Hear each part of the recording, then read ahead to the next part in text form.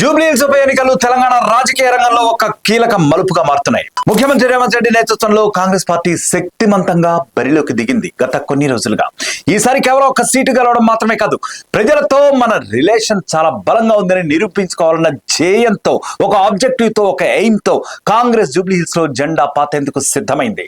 ఈ పోరులో రేవంత్ రెడ్డి ప్రణాళిక ఏదైతే ఉందో అది చాలా క్లియర్ గా ఉంది. ప్రజల మనసు మనం గెలుచుకుంటే మాత్రం మనని ఎవ్వరూ అడ్డుకోలేరు అని చెప్తూ వస్తున్నారు ఆయన. జూబ్లీహిల్స్ బస్తీల నుంచి బంజారా హిల్స్ వరకు, షేక్పేట్ నుంచి యూసుఫ్ గూడ వరకు ఎక్కడ చూసినా కూడా నవీన్ యాదవ్ పేరే వినిపిస్తోంది. నవీన్ అన్న వచ్చాడు అనే నినాదం చిన్న పిల్లల నోళ్లలో కూడా నానుతూ ఉండటం ఆ అభ్యర్థి ప్రజల్లో ఎంత బలంగా లోతుగా నాటుకుపోయారో చెప్పకనే చెప్తోంది. ఏళ్ల తరబడి బస్తీల్లో పనిచేసి ప్రజల సమస్యలను పరిష్కరించిన అనుభవం ఆయనకి ఇప్పుడు ఓటు రూపంలో కలిసొస్తోంది, తిరిగి వస్తోంది. మైనారిటీల్లో కనీసం 50% ఓట్లు ఆయన వెనక ఉన్నాయనే విశ్వాసం కాంగ్రెస్ శిబిరంలో ఇప్పుడుంది. ఈ యంగ్ లీడర్ పట్ల ఉన్న ప్రజాభిమానం, ఫ్యాన్ ఫాలోయింగ్ మాత్రమే కాదు, ఆయన గత కొన్నేళ్ల తరబడి బస్తీ ప్రజలతో చాలా కలిసికట్టుగా పనిచేసిన అనుబంధం కూడా ఓటర్లలో ఆయనపై మరింత కాన్ఫిడెన్స్ కలిగిస్తోంది. కాంగ్రెస్ నుంచి బరిలో దిగిన నవీన్ యాదవ్ కు సొంత ఓటు బ్యాంక్ చాలా స్ట్రాంగ్ గా ఉండటం పార్టీకి పెద్ద ప్లస్ పాయింట్ గా మారిందని చెప్పుకోవచ్చు.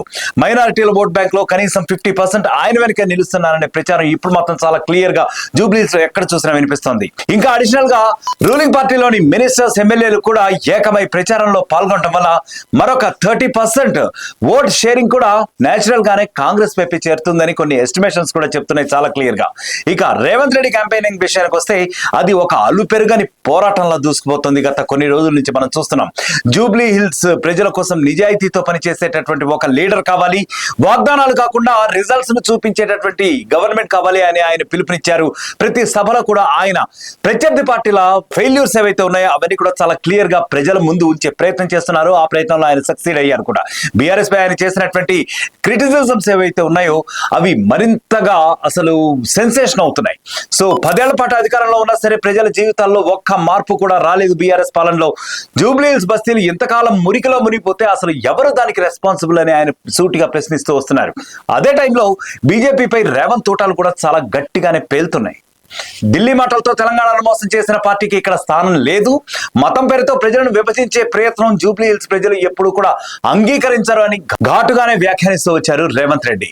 బీజేపీ అభ్యర్థి ప్రచారం చాలా వీక్ గా ఉండడం, అలాగే లోకల్ లెవెల్లో బలమైనటువంటి ఒక లీడర్షిప్ లేకపోవడం వల్ల బీజేపీ కార్యకలాపాలు అయితే ప్రస్తుతానికి చాలా వీక్ గా ఉన్నాయని చెప్పొచ్చు. మైనారిటీల విభాగంలో అయితే ఇక పూర్తిగా కాంగ్రెస్ వైపే ఫేవర్ గా ఉన్నందున బీజేపీకి అవకాశాలు అతి తక్కువగానే కనిపిస్తున్నాయని అంటున్నారు విశ్లేషకులు.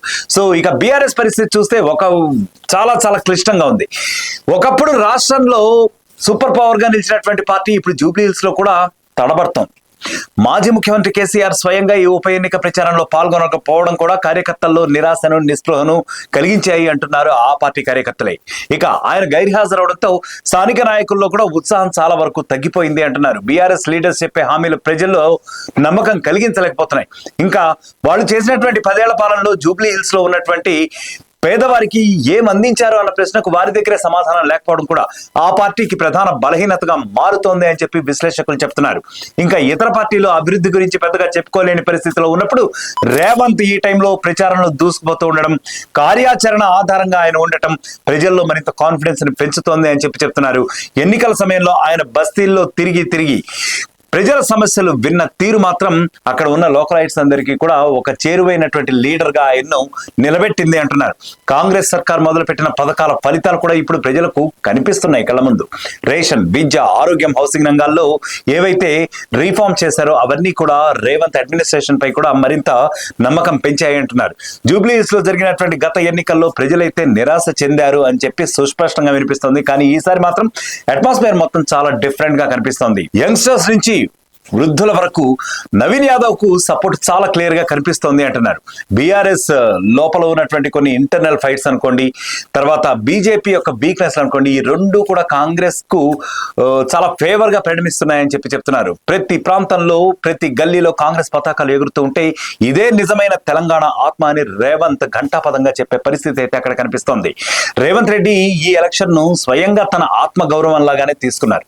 ప్రతిరోజు సభలు, రోడ్ షోస్, బస్తీ మీటింగ్స్ అన్నిట్లో కూడా ఆయన చాలా క్లియర్ కట్ గా మెసేజ్ ఇస్తున్నారు. అది ఒక్కటే, అదేంటంటే జూబ్లీహిల్స్ డెవలప్మెంట్ అనేది కాంగ్రెస్ చేతిలోనే సాధ్యము అని చెప్పి ఆయన మేనిఫెస్టోలోని పాయింట్లు కూడా ప్రజల మనసుకు దగ్గరగా ఉన్నాయని చెప్తున్నారు.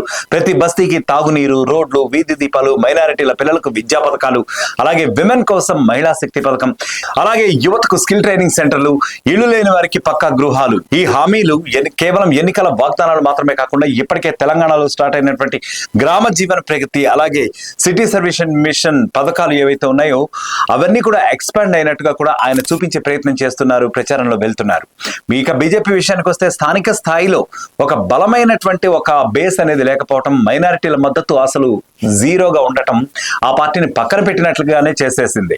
ప్రజలు మతం పేరుతో విభజన చేయటం అనేది అస్సలు ఇష్టపడరు. ముఖ్యంగా జూబ్లీ హిల్స్ లాంటి నియోజకవర్గంలో రాజకీయాల కంటే అభివృద్ధిని మాత్రమే కోరుకుంటారు. హైదరాబాద్ హార్మోనీని కాపాడేది మాత్రం కాంగ్రెస్ మాత్రమే అని చెప్పి రేవంత్ రెడ్డి చాలా కాన్ఫిడెంట్ గా ఘంటాపదంగా చెప్పడం బీజేపీకి ఇప్పుడు కఠిన సవాల్గా కూడా మారిపోయింది. ఆయన సూటిగా వేసేశారు బీజేపీ మీద. ఏంటంటే మత విభజన ఎట్టి పరిస్థితుల్లోనే ఇష్టపడరు జూబ్లీ హిల్స్ ప్రజలని. నవీన్ యాదవ్ క్యాంపెయినింగ్ కూడా మనం గమనించాలి. ఇక్కడ ఆయన పెద్ద పెద్ద ప్రామిసెస్ ఏం చేయలేదు, చాలా ప్రాక్టికల్ గా డౌన్ టు ది ఎర్త్ ఉన్నారని చెప్పి తెలుస్తుంది. మీ సమస్యలు నాకు తెలుసు, దాన్ని పరిష్కరించే బాధ్యత నాది అని చెప్పి సాదాసీదా మాటలతోనే ఆయన ప్రజల్లోకి వెళ్తున్నారు, క్యాంపెయినింగ్ చేస్తున్నారు. రాత్రి వేళల్లో బస్తీల్లో తిరిగి ప్రతి గల్లీ నుంచి ప్రతి ఒక్క పబ్లిక్ ఒపీనియన్ సేకరిస్తున్నటువంటి ఆయన తీరుకి సోషల్ మీడియాలో కూడా వైరల్ అవుతున్న సందర్భం అయితే ఉంది. చిన్న చిన్న వ్యాపారులు, ఆటో డ్రైవర్లు, అలాగే విమెన్ యూనియన్స్ ఇవన్నీ కూడా నవీన్ యాదవ్ వైపే ఫేవర్ గా ఉన్నాయని చెప్పి అంచనాలు చెబుతున్నాయి. ఒకవేళ ఈ ఎన్నికల ఫలితం తెలంగాణ రాజకీయాలకు ఒక దిక్సూచి లాంటిది మాత్రమే అయితే రేవంత్ రెడ్డి నాయకత్వం మాత్రం మరింత స్ట్రాంగ్ అవడం ఖాయం. రాష్ట్ర వ్యాప్తంగా కాంగ్రెస్ ప్రభుత్వం అమలు చేస్తున్న సంక్షేమ పథకాలు, చేతి పట్టి, ఇంటింటి బాట, అలాగే మహిళా సమృద్ధి ఇవన్నీ కూడా జూబ్లీ హిల్స్ ప్రజలకు మరింత బలం చేకూర్చుతాయనే నమ్మకం అయితే కలిగిస్తోంది. అలాగే రేవంత్ ప్రతి సభలో కూడా చెప్పినట్లు ఈ ఎన్నిక ఓ అభ్యర్థికి మాత్రమే గెలుపు కాదు, ఇది ప్రజల గెలుపుగా మారబోతోంది అంటున్నారు.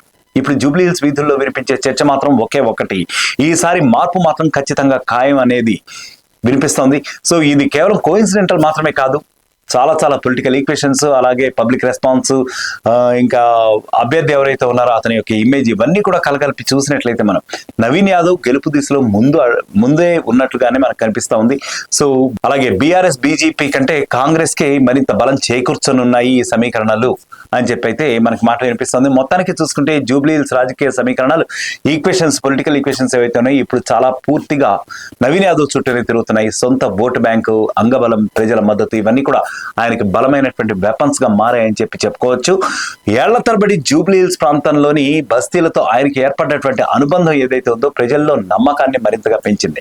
మైనారిటీ ఓట్ బ్యాంక్ లో సగం వరకు ఆయన వెనుకే నిలుస్తున్నారనే అంచనాలు ఇప్పటికే చాలా స్ట్రాంగ్ గా ఉన్నాయి.